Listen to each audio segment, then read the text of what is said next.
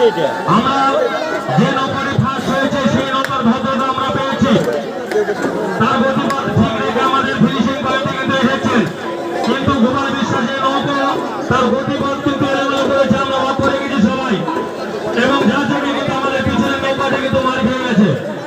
অতএব আমরা প্রথম স্টার্টে কিন্তু আমরা বারবার বলেছি আপনাদের গতিপথ বজায় রেখে আপনারা আসুন।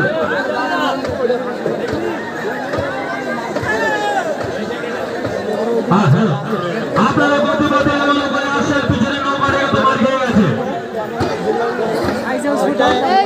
আপনারা গতিপথে এলোমেলো করেছেন।